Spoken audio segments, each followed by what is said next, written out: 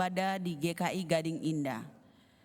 Senang sekali kami Majelis Jemaat GKI Gading Indah pagi ini dapat beribadah bersama-sama dengan Bapak, Ibu, Saudara, serta hadirin sekalian.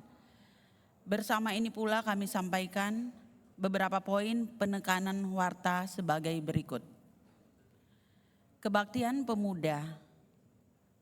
Komisi Pemuda GKI Gading Indah kembali mengundang teman-teman pemuda untuk hadir dan bersekutu di dalam kebaktian pemuda yang akan diadakan pada hari Minggu hari ini, tanggal 2 Maret 2025 jam 9.15 pagi di ruangan multimedia SDK 6 lantai 3. Untuk itu para pemuda yang ada saat ini boleh turun dan bergabung di lantai 3 di ruang multimedia. Kemudian OneCom Gathering.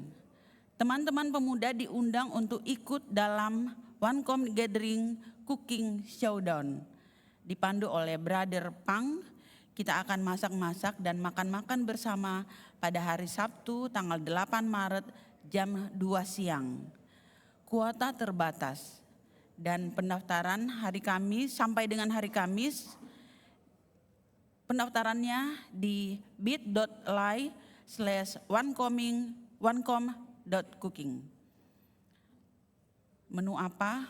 Pokoknya bakal seru. Untuk itu pemuda silakan mendaftar dan bergabung. Sakramen Baptis Kudus Anak. Sakramen Baptis Kudus Anak akan diselenggarakan pada hari Minggu tanggal 4 Mei 2025 di Aula TKK 6 Penabur. Bagi anggota jemaat yang ingin membaptiskan anak-anaknya dapat segera mendaftarkan diri di TU Gereja atau formulir dapat didownload di web GKI GI. Pembinaan Hospitality. Kami mengundang seluruh aktivis untuk hadir dalam pembinaan Hospitality yang akan dilaksanakan pada hari Sabtu tanggal 8 Maret 2025 pukul 9.00 di GKI Gading Indah lantai 2 dengan tema Gereja yang Ramah, melayani dengan hati, menyambut dengan kasih, dipimpin oleh Pendeta Alex Sardo dari GKI Pondok Indah. Kemudian pemahaman Alkitab akan diadakan pada hari Kamis tanggal 6 Maret 2025 pukul 19.30 dengan acara sharing time. Berbagi akan dipimpin oleh Pendeta Emeritus Melisa Sugiharmanto. Donor darah akan diselenggarakan pada hari Minggu tanggal 16 Maret 2025 pukul 8 sampai 11 pagi di kantor RW 12. Jemaat dan simpatisan diundang untuk turut berpartisipasi pada donor darah ini. Untuk informasi lebih lanjut dapat melihat pada warta jemaat online. Rangkaian ibadah Paskah. Saudara-saudari terkasih, mari kita siapkan diri untuk menyambut masa raya Paskah yang menjadi kesempatan untuk merenung kasih dan kuasa pengorbanan Tuhan Yesus. Kita akan melatih diri untuk berdoa, menyangkal diri, dan berderma. Masa Raya Paskah dimulai dengan ibadah Rabu Abu tanggal 5 Maret 2025 pukul 19.30 di GKI Gading Indah. Kini mari kita saksikan video berikut ini. Saudara-saudari yang dikasihi Tuhan, masa Raya Paskah akan kita mulai lakukan dari tanggal 5 Maret yaitu Rabu Abu sampai 20 April yaitu kebaktian Paskah. Masa Raya Paskah ini adalah kesempatan bagi kita untuk menghayati pengorbanan Tuhan Yesus yang telah menebus dosa-dosa kita. Di dalam masa Raya Paskah kali ini ada 3 penekanan yang akan diajak oleh panitia dan majelis jemaat untuk dilakukan secara nyata. Yang pertama adalah disiplin doa. Disiplin doa adalah kegiatan yang akan kita lakukan dengan 2 cara. Yang pertama, umat akan dibagikan kertas daun untuk ditulis doa-doa di dalam kebaktian minggu di mana daun-daun tersebut kemudian akan digantungkan di pohon-pohon doa yang disediakan oleh panitia. Lalu yang kedua, ada tata ibadah untuk doa keluarga yang akan dibagikan oleh panitia untuk digunakan oleh umat dan dipraktekkan di dalam keluarga atau rumah masing-masing menjadi doa tengah minggu. Lalu disiplin yang kedua adalah disiplin puasa atau APD, aksi penyangkalan diri, yaitu untuk menahan diri dari makanan atau berpantang dari kegemaran-kegemaran atau kesukaan yang biasa kita lakukan. Aksi ini menjadi sebuah disiplin kita untuk mendekatkan diri dan bergantung kepada Tuhan dan mengurangi apa yang menjadi keinginan-keinginan diri kita. Lalu hal yang ketiga adalah disiplin untuk melakukan derma atau sedekah atau berbagi. Dari hasil APD atau aksi penyangkalan diri, ada dana yang terkumpul. Mari kumpulkan dana tersebut untuk kemudian kita salurkan untuk membeli Alkitab bagi guru-guru Kristen yang kurang mampu di berbagai daerah, lalu kemudian juga untuk menopang anak-anak asuh di Jonggol, serta juga untuk membenahi rumah anak asuh yang ada di Jonggol, serta untuk menopang renovasi rumah singgah yang ada di daerah Lampung.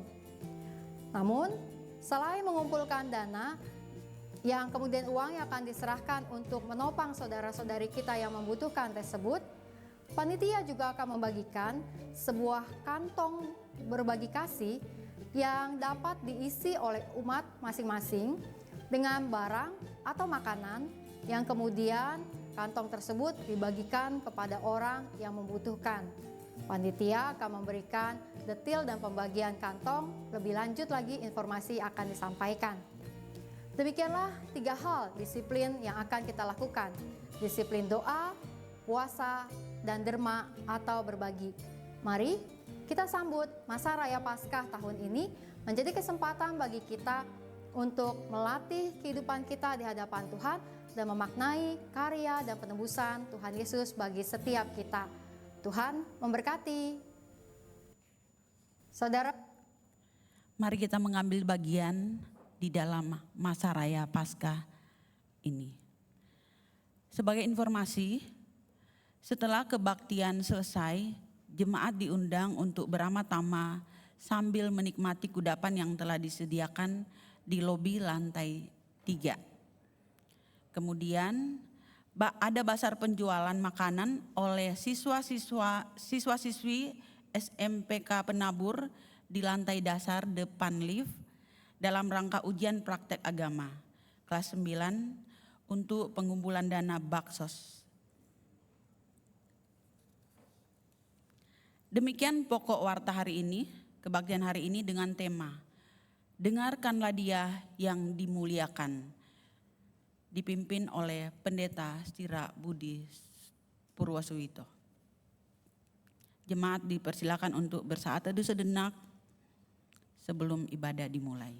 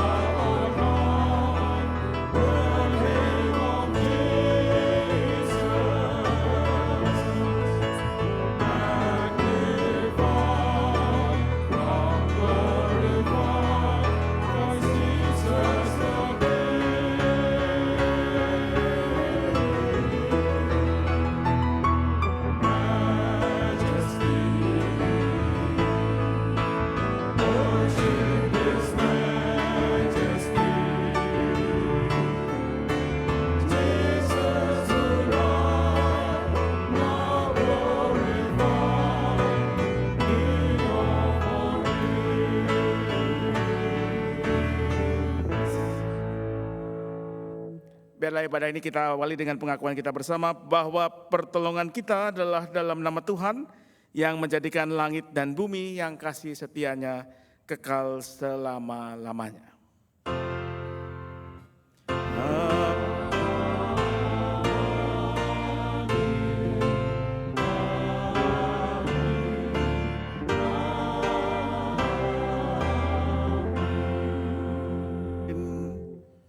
Salam sejahtera bagi saudara yang datang dalam nama Tuhan, Tuhan besertamu.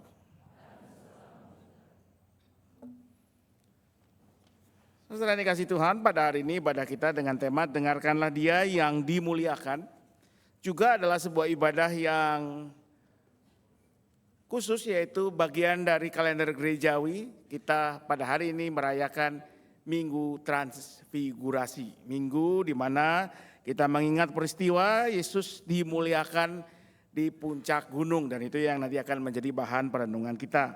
Dan minggu ini juga menjadi sebuah penanda. Kalau Anda perhatikan minggu-minggu sebelumnya, warna kalau pendetanya mengenakan toga dan stola, warna kain antipendiumnya berwarna hijau menandakan minggu-minggu biasa. Hari ini putih karena minggu ini dalam kalender gerejawi adalah peristiwa yang berkaitan dengan kemuliaan Kristus. Minggu depan kita sudah berganti ke warna ungu, menandakan kita memasuki masa-masa Prapaskah. Warna putih ini akan disimpan dan baru akan keluar lagi pada hari Paskah, hari kemenangan Yesus Kristus. Dan kita lewat masa-masa Prapaskah yang akan kita masuki mulai hari Rabu nanti dalam ibadah Rabu Abu. Kita diingat akan karya kasih dan penebusan Allah yang sudah menyelamatkan kita, tapi yang juga memanggil kita semua untuk menjadi pengikut-pengikut Kristus yang setia. Karena itu mari kita pujikan, Ku dengar panggilan Tuhan.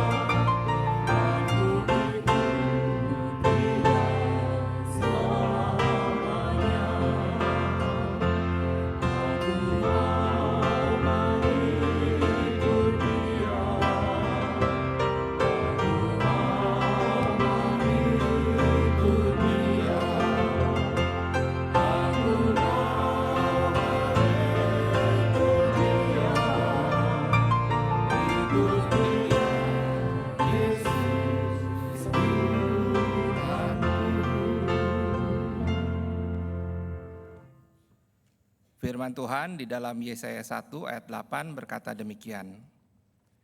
Putri Sion tertinggal sendirian seperti pondok di kebun anggur, seperti dangau di kebun mentimun, seperti kota yang terkepung. Marilah di dalam segala kerendahan hati kita mengaku dosa dan memohon pengampunan dari Tuhan. Umat diajak bersaat teduh dan melakukan doa pengakuan dosa secara pribadi.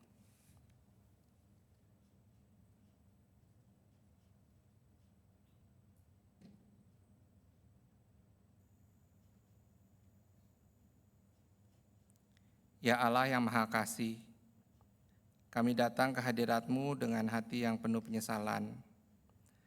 Kami mengakui bahwa kami sering jatuh dalam dosa dan kesalahan. Kami melalaikan panggilan-Mu untuk hidup dalam kebenaran, keadilan, dan kasih.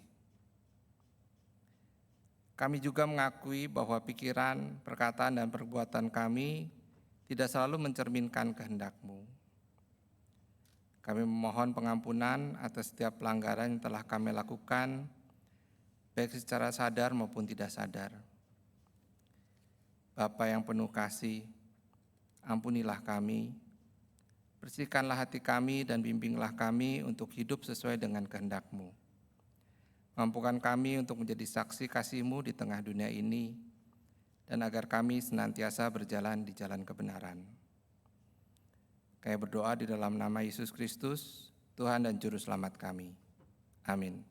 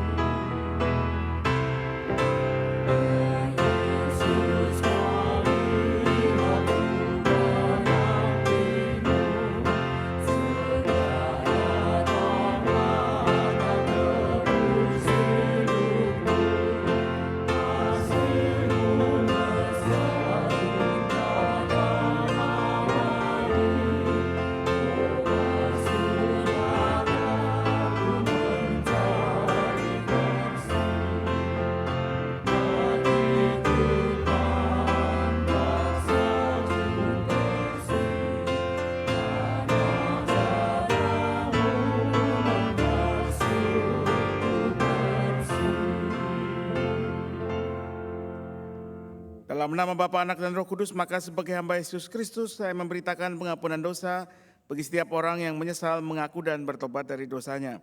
1 Korintus 1 ayat 30 dan 31 berbunyi demikian, namun oleh Dia kamu berada dalam Kristus Yesus yang oleh Allah telah menjadi hikmat bagi kita. Ia membenarkan, menguduskan, dan menebus kita. Karena itu seperti ada tertulis, siapa yang bermegah, hendaklah ia bermegah di dalam Tuhan. Demikianlah berita anugerah dari Tuhan.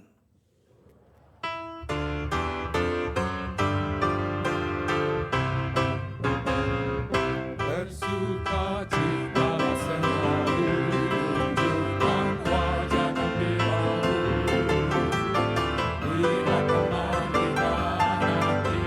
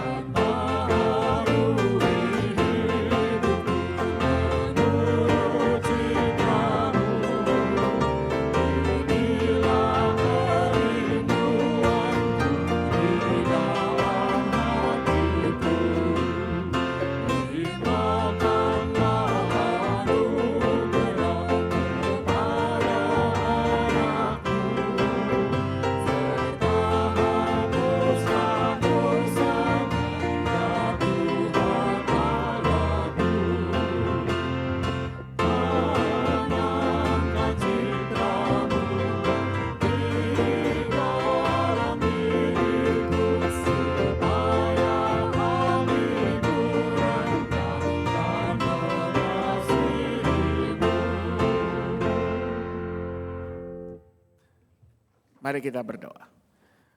Kami rindu ya Tuhan agar citra Kristus boleh nyata dalam diri lewat hidup kami. Karena itu biarlah kami diperkaya oleh bimbingan firman-Mu. Kami dimampukan hanya dengan tuntunan firman Tuhan. Firman yang sebentar akan kami baca dan renungkan. Maka biarlah hikmat Roh Kudus yang memandu kami, hingga kami dengan segala keterbatasan dan kekurangan kami boleh menerima firman-Mu yang begitu baik dan begitu luar biasa ini. Bahkan boleh kami juga menjadi para pelaku firman. Dalam nama Yesus Kristus kami serahkan pemberitaan firman ini. Amin.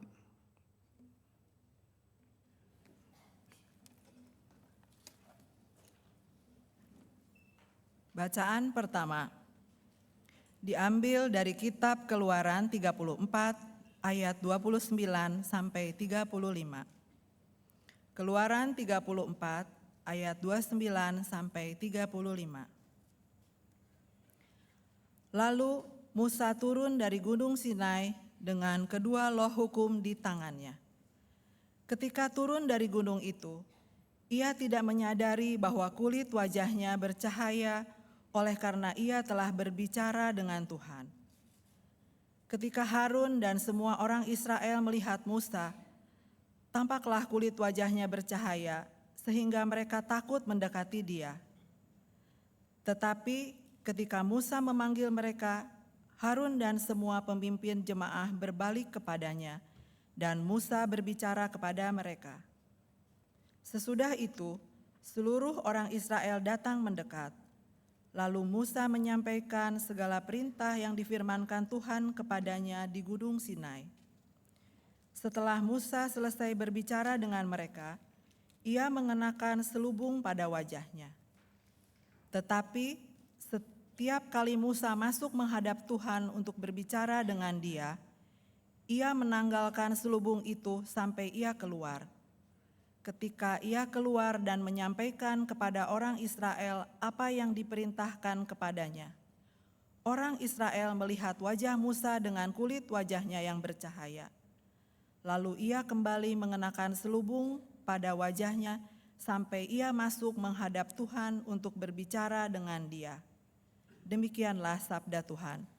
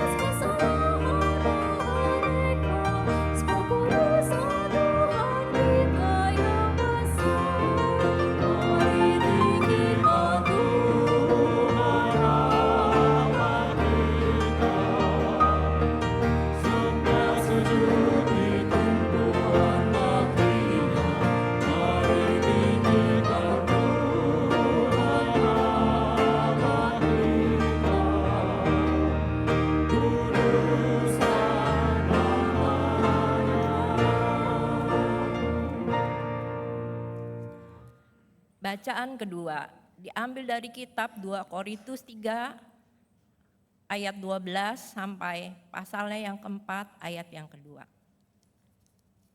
Korintus 2 pasal yang ketiga ayat ke-12.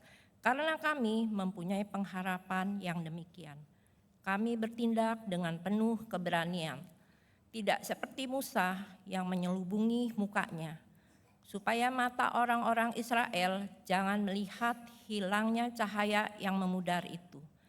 Namun pikiran mereka telah menjadi tumpul, sebab sampai pada hari ini selubung itu masih tetap menyelubungi mereka.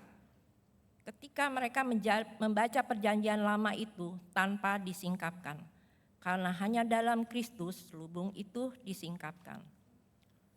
Bahkan sampai pada hari ini, setiap kali mereka membaca kitab Musa, ada selubung yang menutupi hati mereka. Namun apabila seorang berbalik kepada Tuhan, selubung itu diambil dari orang itu.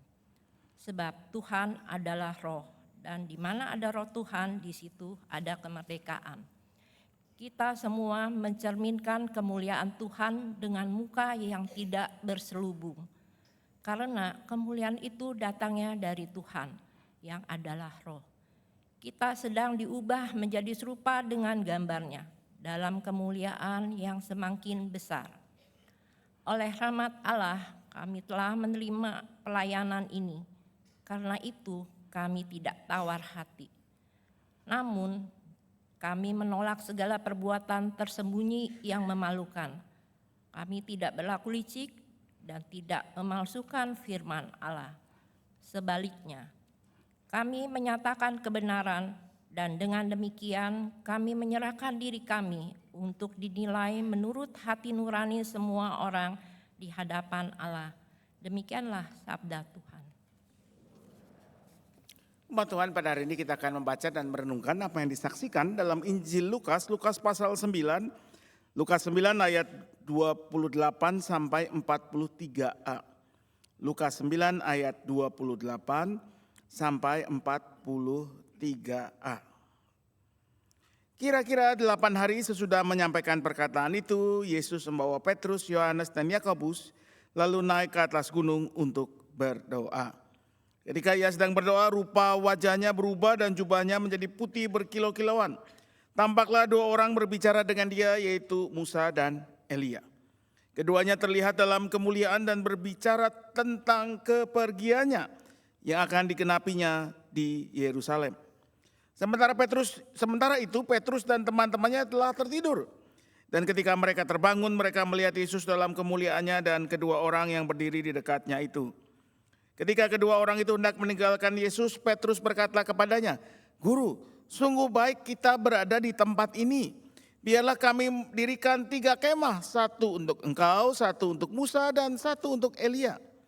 Namun Petrus tidak tahu apa yang dikatakannya itu. Sementara ia berkata demikian, datanglah awan menaungi mereka. Ketika mereka masuk ke dalam awan itu, takutlah mereka. Lalu terdengarlah suara dari dalam awan yang berkata, "Inilah anakku, pilihanku, dengarkanlah dia." Ketika suara itu terdengar, tampaklah Yesus tinggal seorang diri.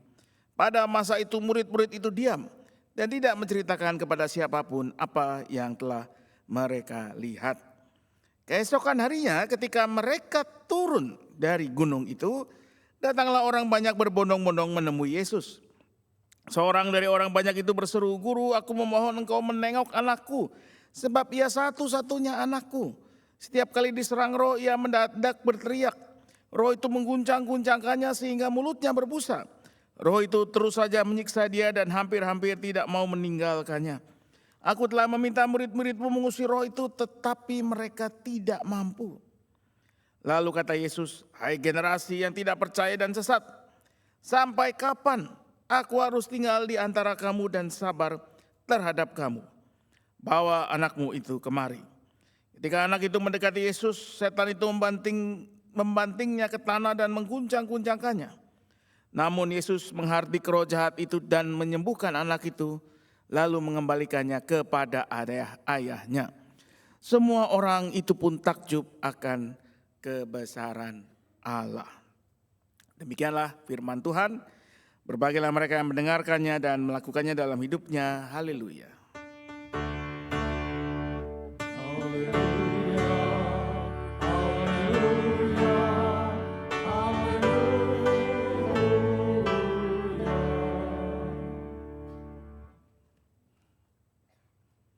Saudara dikasih Tuhan, hari ini sebetulnya dalam rangkaian libur panjang juga ya nggak terlalu panjang lah, long weekend kata orang. Besok hari Senin ada yang libur, ada yang mungkin tidak. Dan kalau ditanya ke Anda ini kalau soal liburan, lebih masuk tim mana? Lebih suka pergi kemana? Ke gunung atau ke pantai? Siapa yang lebih suka pergi ke gunung? Yang suka ke pantai? Lebih banyak ke gunung kayaknya ya. Kalau saya sejujurnya, saya ini lebih suka pergi ke mall. Dan food court ya, makan. Nah, kalau di gunung kan paling tukang jual Indomie gitu lah ya. Pantai juga ya. Ya kayak tapi kalau disuruh milih dua, saya akan pilih ke gunung ya, lebih adem, lebih sejuk. Kecuali kalau ke puncak mungkin macet, ya males lah ya. Tapi juga ke gunungnya ya naik mobil lah, jangan kalaupun jalan kaki jangan jauh-jauh. Saya bukan pendaki gunung, itu pendeta Novita yang suka naik gunung ya. Jadi kalau Anda mau naik gunung, jangan ajak saya, ajak Bu Novita ya. Dia sudah sampai ke puncaknya, manalah saya lupa, gunung apa kalau di Jawa Barat itu yang sering didaki? Gunung Gede ya, kayaknya dia sudah. Saya dulu cuma sampai ke puncak toko buku Gunung Agung yang di Jalan Kuitang itu ya. Udah sampai atas ya, sekarang udah enggak, sudah tutup ya toko bukunya.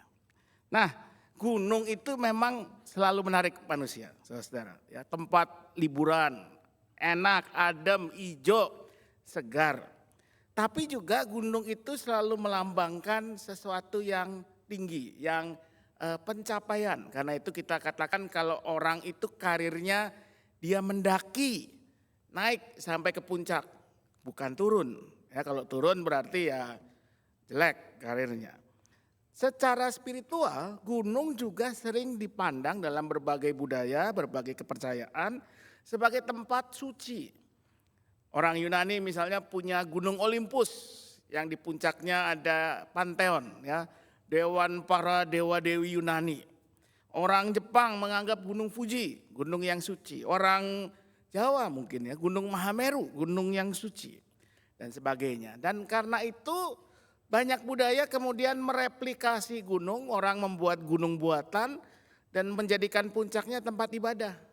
Misalnya suku Aztec di Meksiko, suku Inka di Peru membangun piramida dan membangun semacam kuil di puncaknya karena mereka meyakini dengan gitu lebih dekat kepada para dewa. Gereja juga suka ya, gereja-gereja buat menara doa. Ya tempat berdoa yang ada di lantai paling tinggi. Barangkali karena meyakini makin tinggi tempat kita berdoa, makin dekat dengan surga, doanya makin cepat nyampe. Ya, jadi kalau Anda beribadah, mending di sini daripada di lantai 1 kan, lebih dekat. Ya, gak ada tuh gereja yang membangun basement doa, adanya menara doa di atas, di puncak. Dan gunung juga menjadi setting penting dalam perjalanan hidup 3 tokoh yang muncul dalam bacaan kita. Musa menerima 10 perintah Allah di puncak gunung Sinai. Dalam awan, dalam guntur, guruh, petir ya yang begitu mengagumkan. Elia berjumpa dengan Allah di puncak gunung Horeb. Tapi dalam angin semilir dan sepoi-sepoi. Dan Yesus di puncak gunung Yesus dikatakan ketiga Injil sinoptik Matius, Markus, Lukas semua bersaksi Yesus di puncak gunung dia mengalami yang namanya dalam tradisi gereja disebut peristiwa transfigurasi. Berubah rupa, berubah wujud menjadi sesuatu yang menyatakan kemuliaan Allah. Nah, 3 Injil sinoptik Matius, Markus, Lukas semuanya bersaksi tentang peristiwa ini. Tapi seperti kata pepatah bahasa Inggris, the devil is in the detail. Ketiga Injil ini punya sekalipun cerita garis besarnya sama, ada beberapa detail yang berbeda dan menarik. Dan itu yang akan kita renungkan dari kesaksian Injil Lukas.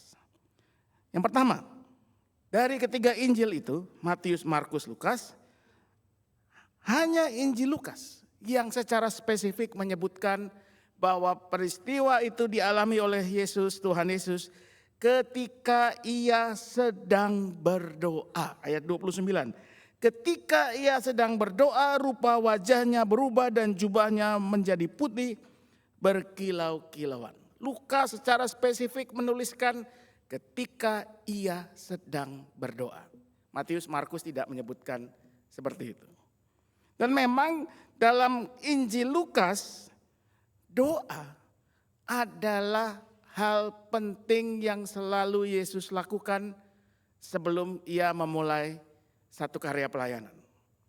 Ketika ia dibaptis dikatakan ketika ia sedang berdoa, langit terbelah dan Roh Kudus turun di atasnya. Cuman Injil Lukas yang menyebutkan ketika ia sedang berdoa pada waktu itu. Di Lukas 6 ayat 12 sebelum ia melayani banyak orang, ia berdoa sendirian. Sebelum ia mengajar di Lukas 9 ayat 18, sebelum ia mengajar murid-muridnya, Yesus juga disebutkan dia sedang berdoa sendirian.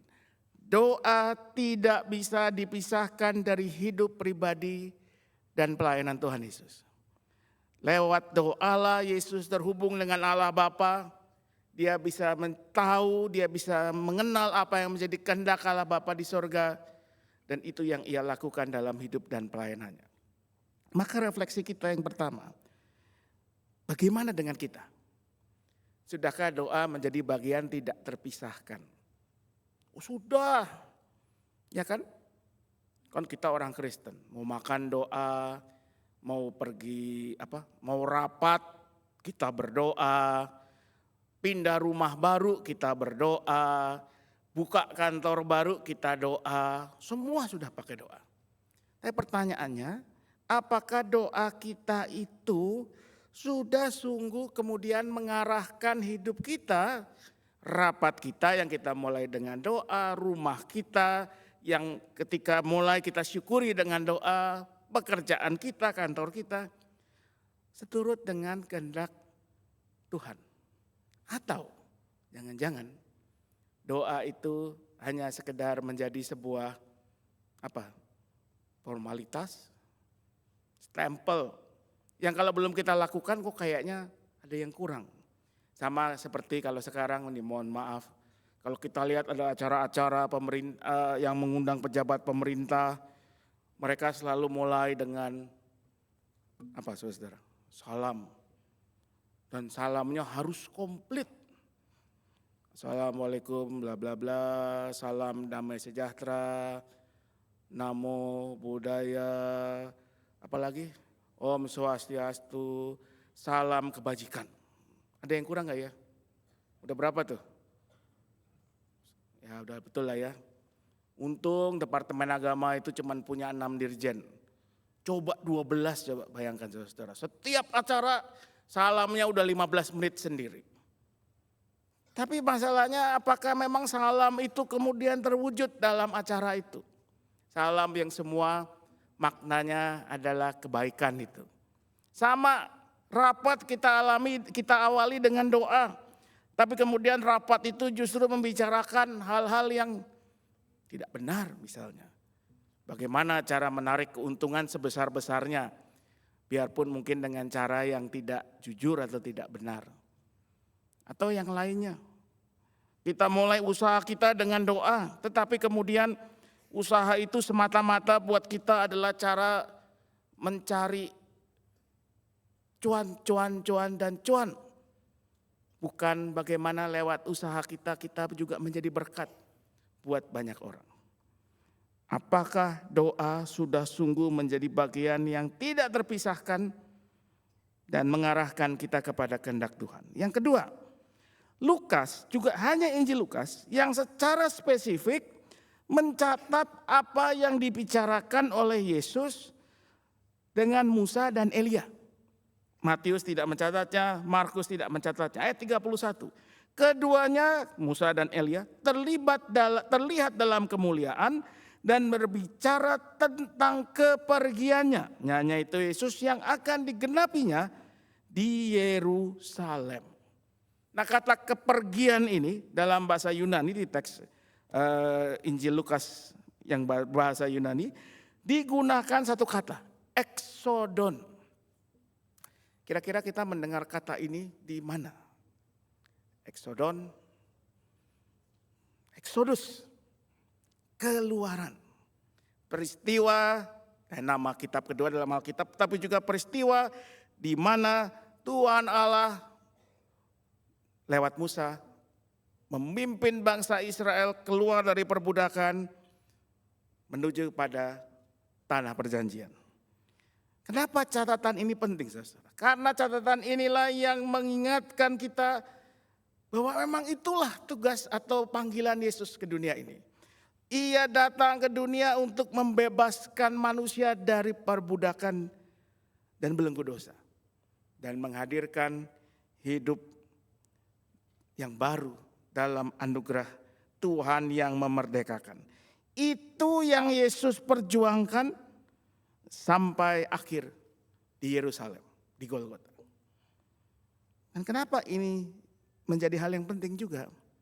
Karena dengan mengetahui itu maka kita akan sadar bahwa Yesus itu datang ke dunia bukan pertama-tama untuk dimuliakan di puncak gunung, tapi untuk menuju ke Golgota, membebaskan manusia dari belenggu dosa.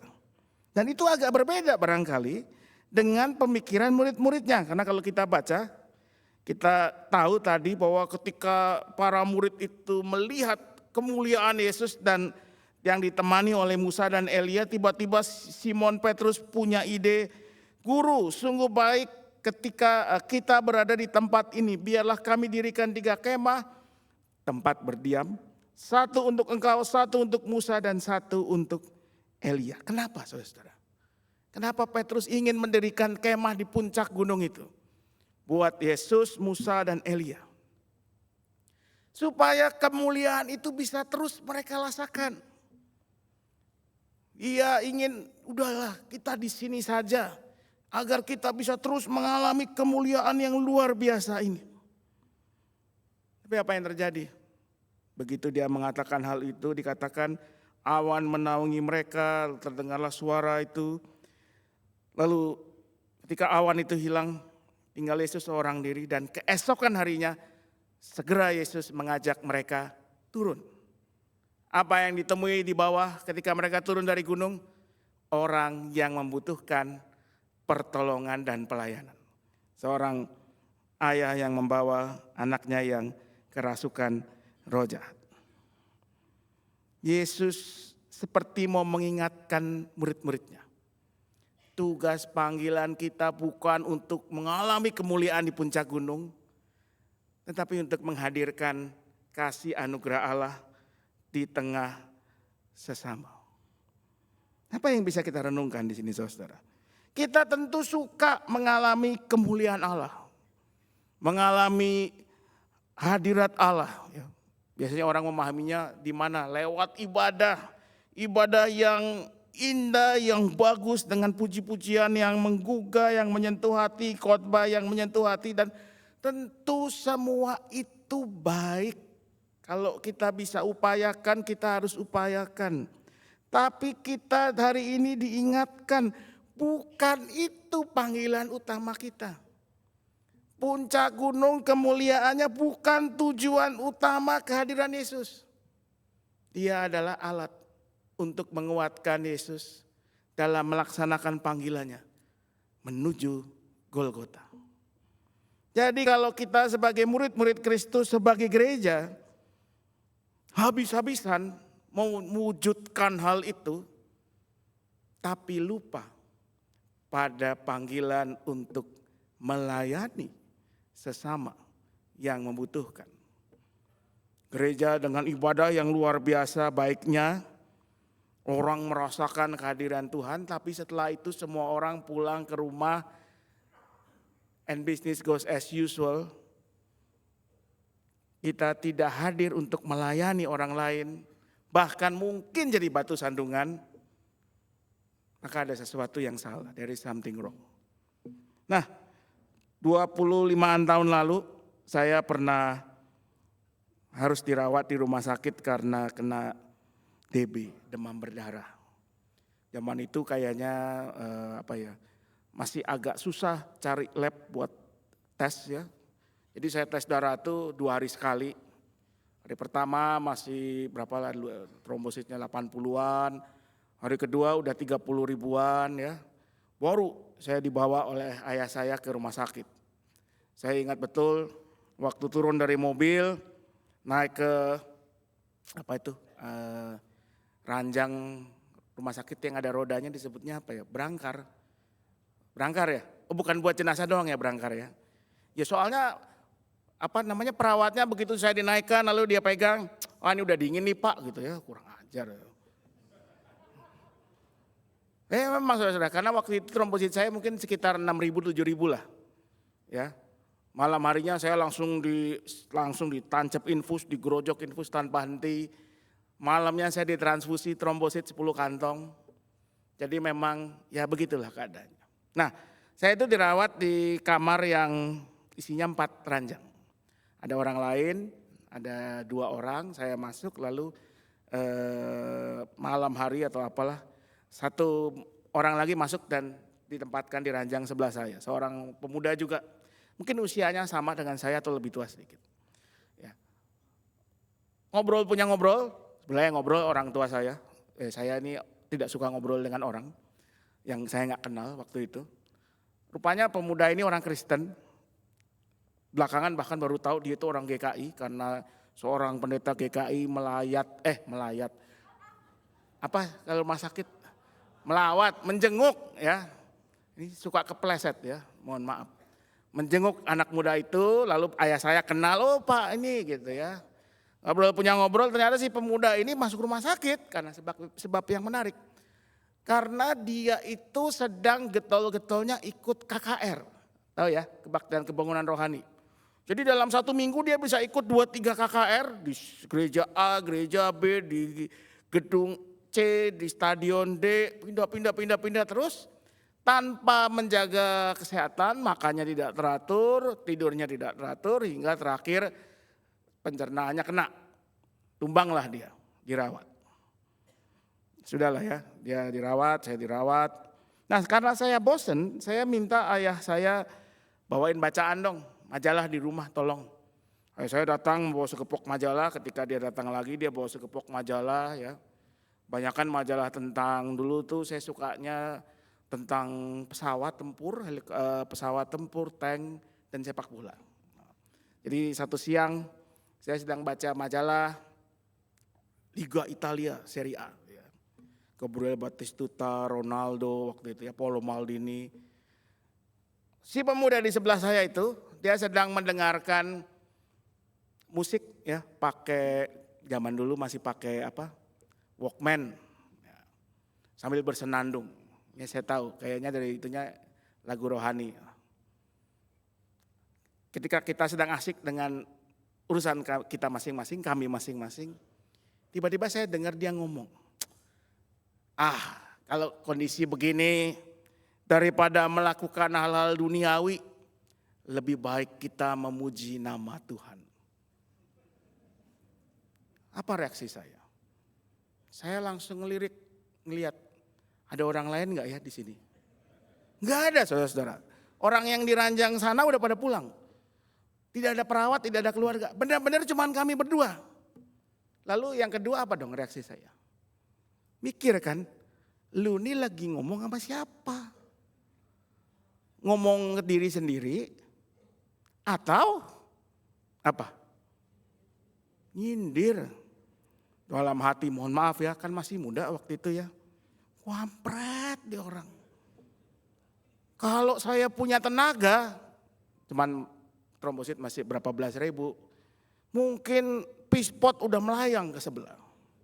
Tapi karena nggak punya tenaga, ya udahlah, saya cuekin dia. Saya tidak ngomong sedikit pun dengan dia sampai saya pulang. Pulang dia duluan kayaknya ya, saya 7 hari kali di rumah sakit itu. Kesel. Hati-hati saudara. Ketika kita begitu ingin mengejar kemuliaan Tuhan demi diri sendiri, jangan-jangan kita justru menjadi batu sandungan. Yang ketiga yang menarik juga, hanya Injil Lukas yang secara spesifik mengatakan begini di ayat ke-35. Ketika ada awan turun menaungi mereka, para murid itu, dan ada suara, inilah anakku, pilihanku, dengarkanlah dia. Mirip dengan peristiwa apa saudara kalau Anda ingat dalam Injil? Baptisan. Ya. Inilah anakku yang kukasih, dengarkanlah dia. Nah yang kata terakhir itu yang menarik, 2 kata terakhir. Dengarkanlah dia. Mendengarkan Kristus. Mudah atau sukar saudara? Kalau dengar sih gampang. Saya yakin sepanjang indera pendengaran kita masih berfungsi baik, kita bisa mendengar dengan baik. Tapi yang pertama, mendengarkan dengan sungguh-sungguh nggak gampang. Kalau cuma mendengar kita nangkep ya. Tapi mendengarkan, kalau dalam bahasa Inggris itu lebih enak.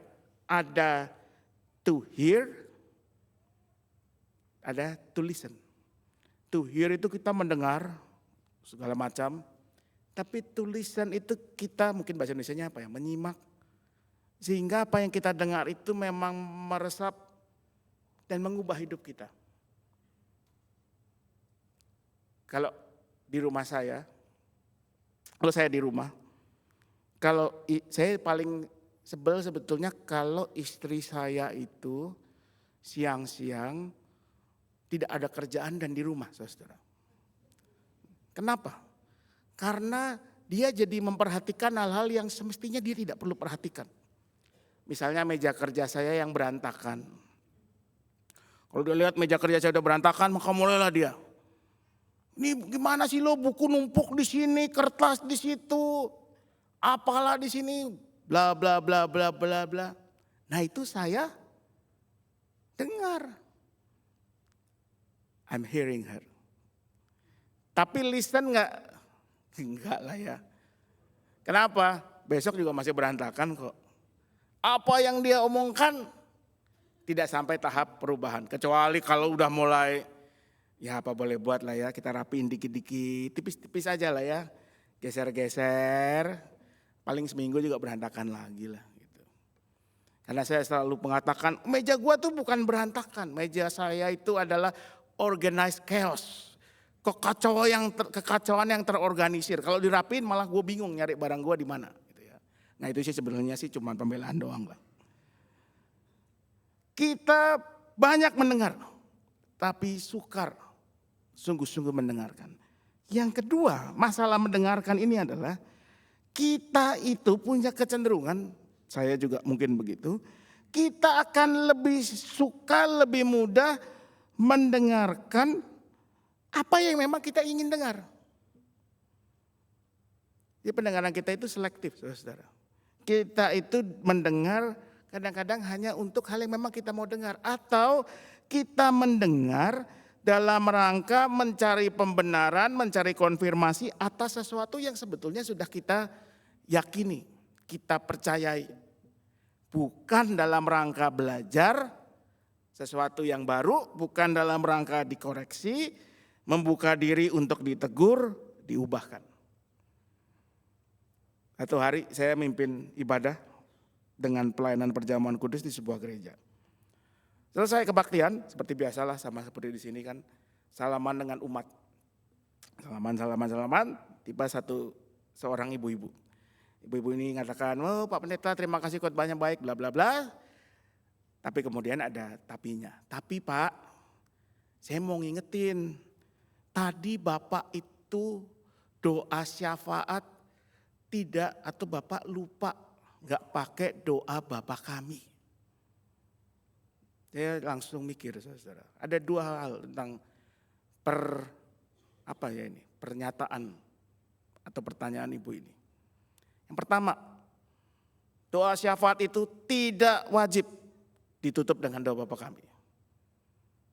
Tapi itu saya nggak ngomong ke dia. Yang kedua, nah ini yang lebih menarik. Saya langsung ingat dan saya jawab, loh Bu, tadi kan ada pelayanan perjamuan kudus. Kita doa Bapa kami loh. Kalau Bapak Ibu masih ingat, saudara ingat, doa Bapa kami di mana dalam liturgi perjamuan kita sekarang?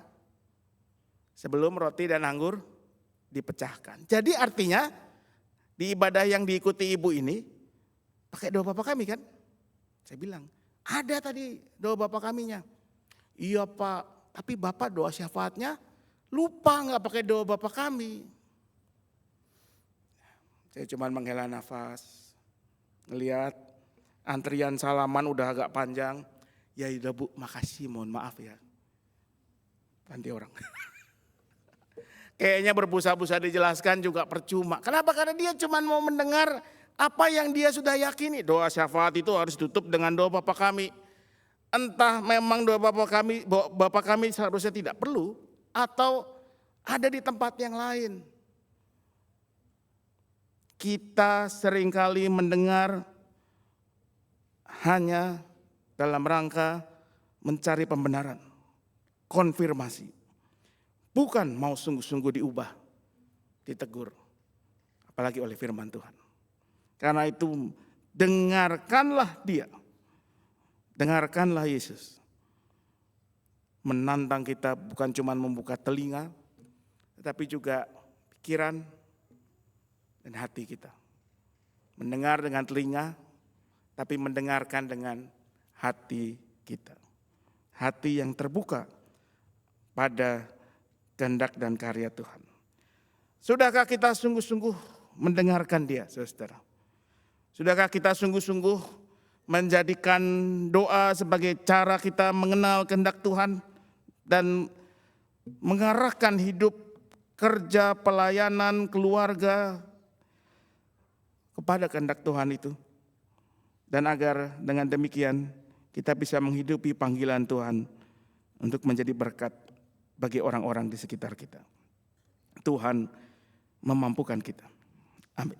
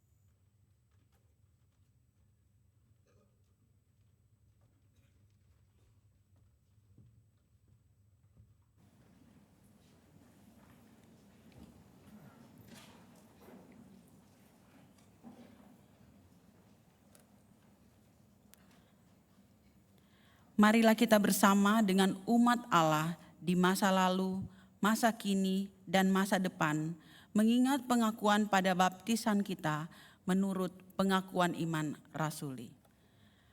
Aku percaya kepada Allah, Bapa yang Maha Kuasa, Khalik langit dan bumi, dan kepada Yesus Kristus, anaknya yang tunggal Tuhan kita, yang dikandung dari Roh Kudus, lahir dari anak darah Maria, yang menderita sengsara di bawah pemerintahan Pontius Pilatus, disalibkan, mati dan dikuburkan, turun ke dalam kerajaan maut, pada hari yang ketiga bangkit pula dari antara orang mati, naik ke surga, duduk di sebelah kanan Allah, Bapa yang Maha Kuasa. Dan dari sana ia akan datang untuk menghakimi orang yang hidup dan yang mati. Aku percaya kepada Roh Kudus, gereja yang kudus dan persekutuan orang kudus, pengampunan dosa, kebangkitan orang mati, dan hidup yang kekal. Amin.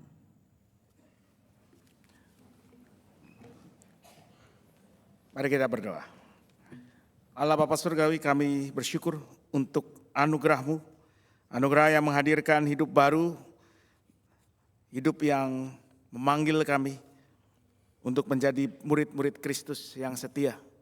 Maka terus ingatkan kami bahwa panggilan kami sebagaimana yang sudah diteladankan oleh Yesus Kristus adalah untuk menghadirkan damai sejahtera Allah, kasih Allah dalam dimanapun Tuhan hadirkan kami. Di tengah keluarga, di tengah lingkungan kerja, di tengah lingkungan kami bersekolah, berstudi, di dalam kehidupan bersama kami sebagai gereja, dalam hidup bermasyarakat. Terus ingatkan kami bahwa kami harus selalu belajar, sungguh-sungguh mendengarkan Kristus. Sungguh-sungguh menghadirkan hidup doa sebagai cara kami cari apa yang menjadi kehendak Tuhan dan mengarahkan hidup kami seturut dengannya. Maka biarlah Tuhan mampukan kami dalam segala keterbatasan kekurangan kami, menghadirkan karya keselamatan Allah yang sudah kami alami ini di dalam keseharian kami. Karena itu kami mau berdoa ya Tuhan bagi kehidupan bersama kami sebagai bangsa dan negara.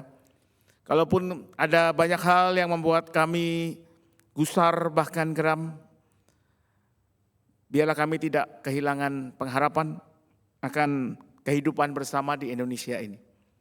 Biar bersama dengan banyak orang lain yang mau mengupayakan apa yang baik, kami mengerjakan yang baik yang kami bisa untuk kehidupan bersama ini. Tuhan yang mampukan kami, Tuhan yang menyertai kami bersama-sama. Kami mau berdoa juga untuk saudara-saudara kami yang mulai memasuki bulan ibadah mereka dalam ibadah puasa. Berikan kepada mereka sukacita dan kegembiraan. Karena sukacita dan kegembiraan mereka juga adalah sukacita dan kegembiraan kami. Biar situasi yang baik, yang aman, yang boleh saling berbagi, saling membawa sukacita ini boleh terus kami jaga. Kami mau berdoa untuk kehidupan kami juga sebagai gereja-Mu. Kalau kami juga sebentar akan mulai memasuki masa-masa Prapaskah, diawali dengan Rabu Abu, Rabu ini. Biar masa-masa Prapaskah terus mempersiapkan kami untuk mengingat, mensyukuri dan menyambut anugerah Tuhan, anugerah yang sudah membebaskan kami. Kami berdoa untuk panitia yang sudah, sedang dan akan terus bekerja, biar Tuhan yang kuatkan, Tuhan yang sanggupkan dan Tuhan berikan sukacita dalam pelayanan mereka. Kami berdoa untuk proses penyusunan program pelayanan GKI Gading Indah tahun 2005-2006.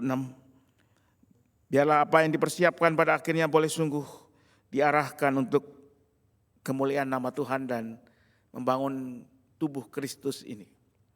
Kami berdoa untuk setiap keluarga dalam pergumulan-pergumulan mereka. Mereka yang bergumul dengan masalah-masalah pekerjaan, usaha, mereka yang bergumul dengan relasi di antara anggota keluarga, anak-anak kami atau cucu-cucu kami yang bergumul dalam studi mereka. Mereka-mereka yang menggumuli kondisi-kondisi kesehatan. Beri kekuatan, beri pemulihan, cukupkan apa yang dibutuhkan, serta setiap keluarga yang mendampingi. Dan kami mau menyerahkan kehidupan kami ya Tuhan, di minggu yang baru ini, pimpinlah kami, tuntunlah kami.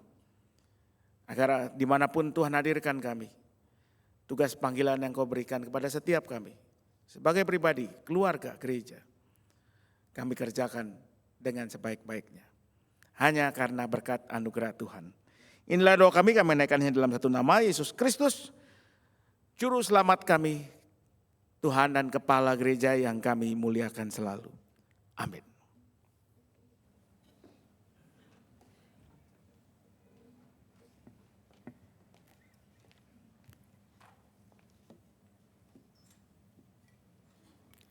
Marilah kita menyatakan syukur kepada Tuhan melalui persembahan syukur dengan mengingat firman Tuhan di dalam Efesus 1 ayat ketiga.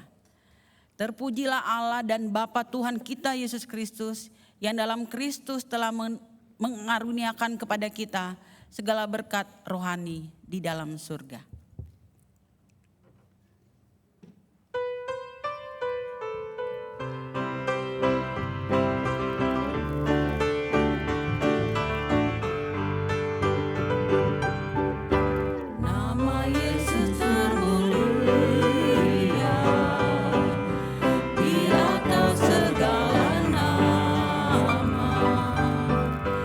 Agar di dalam namanya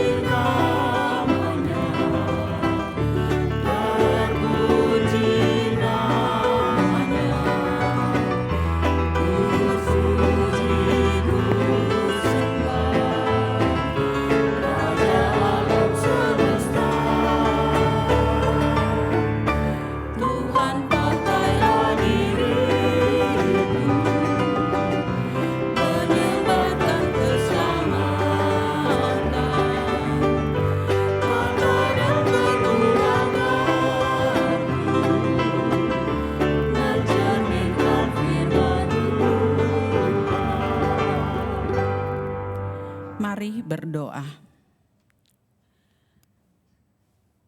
Bapa kami yang ada dalam surga, kami mengucap syukur atas segala berkat dan anugerah-Mu di dalam kehidupan kami. Terima kasih atas berkat rohani yang baru saja kami dengar melalui berita firman-Mu.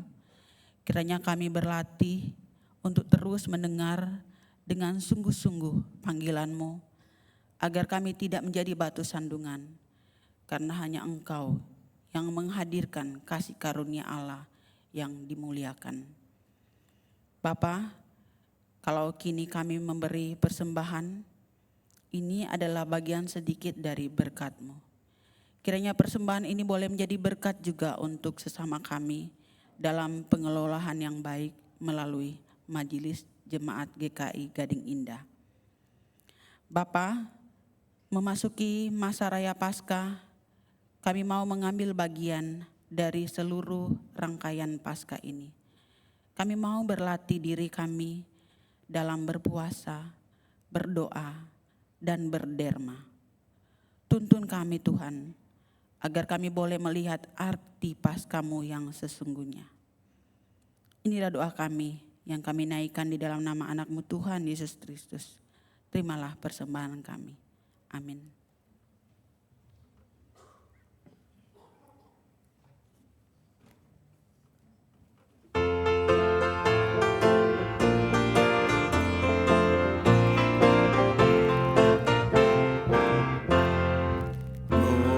Berjalan dengan juru selamatku di lembah berbunga dan di air sejuk.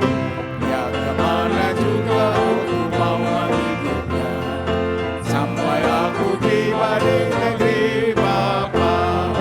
Ikut Tuhan Yesus, ku tetap mendengar dan mengikutnya. Ikut Tuhan Yesus, ya kemana juga ku mengikutnya. Ku mau berjalan dengan juru selamatku di lembah gelap di badai yang menderu. Aku takkan takut di bahaya apapun, bila ku dibimbing tangan Tuhanku.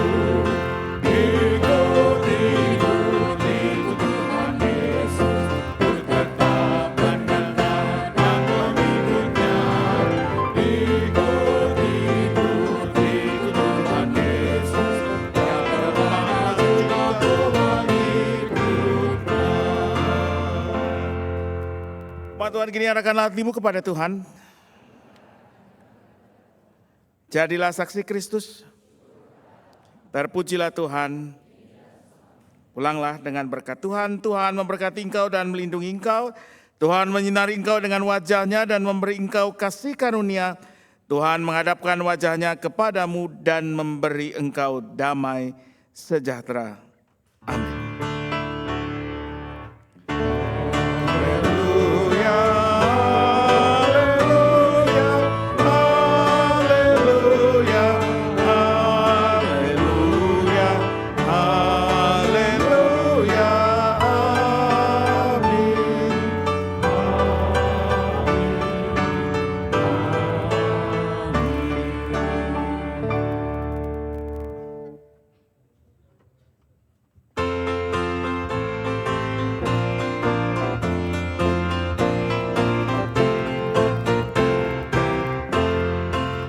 Bersama juru selamat hatiku teguh, di lembaran bukit yang berlumpur tebu.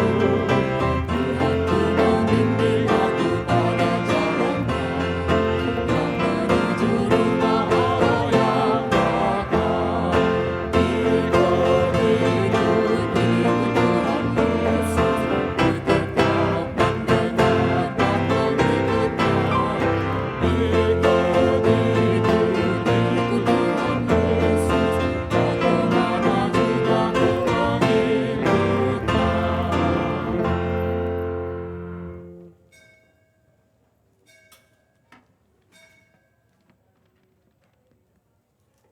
Saudara-saudari yang dikasihi Tuhan, Masa Raya Paskah akan kita mulai lakukan dari tanggal 5 Maret, yaitu Rabu Abu, sampai 20 April, yaitu kebaktian Paskah.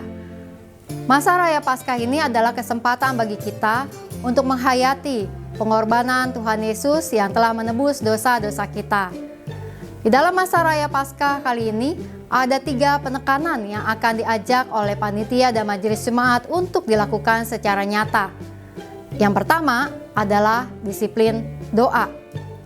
Disiplin doa adalah kegiatan yang akan kita lakukan dengan 2 cara. Yang pertama, umat akan dibagikan kertas daun untuk ditulis doa-doa di dalam kebaktian minggu, di mana daun-daun tersebut kemudian akan digantungkan di pohon-pohon doa yang disediakan oleh panitia. Lalu yang kedua, ada tata ibadah untuk doa keluarga yang akan dibagikan oleh panitia untuk digunakan oleh umat dan dipraktekkan di dalam keluarga atau rumah masing-masing menjadi doa tengah minggu. Lalu disiplin yang kedua adalah disiplin puasa atau APD, aksi penyangkalan diri, yaitu untuk menahan diri dari makanan atau berpantang dari kegemaran-kegemaran atau kesukaan yang biasa kita lakukan. Aksi ini menjadi sebuah disiplin kita untuk mendekatkan diri dan bergantung kepada Tuhan dan mengurangi apa yang menjadi keinginan-keinginan diri kita. Lalu hal yang ketiga adalah disiplin untuk melakukan derma atau sedekah atau berbagi. Dari hasil APD atau aksi penyangkalan diri, ada dana yang terkumpul. Mari kumpulkan dana tersebut untuk kemudian kita salurkan untuk membeli Alkitab bagi guru-guru Kristen yang kurang mampu di berbagai daerah, lalu kemudian juga untuk menopang anak-anak asuh di Jonggol, serta juga untuk membenahi rumah anak asuh yang ada di Jonggol, serta untuk menopang renovasi rumah singgah yang ada di daerah Lampung. Namun, selain mengumpulkan dana, yang kemudian uangnya akan diserahkan untuk menopang saudara-saudari kita yang membutuhkan tersebut, panitia juga akan membagikan sebuah kantong berbagi kasih yang dapat diisi oleh umat masing-masing dengan barang atau makanan yang kemudian kantong tersebut dibagikan kepada orang yang membutuhkan. Panitia akan memberikan detail dan pembagian kantong, lebih lanjut lagi informasi akan disampaikan. Demikianlah 3 hal disiplin yang akan kita lakukan. Disiplin doa, puasa, dan derma atau berbagi. Mari kita sambut masa Raya Paskah tahun ini menjadi kesempatan bagi kita untuk melatih kehidupan kita di hadapan Tuhan dan memaknai karya dan penebusan Tuhan Yesus bagi setiap kita. Tuhan memberkati.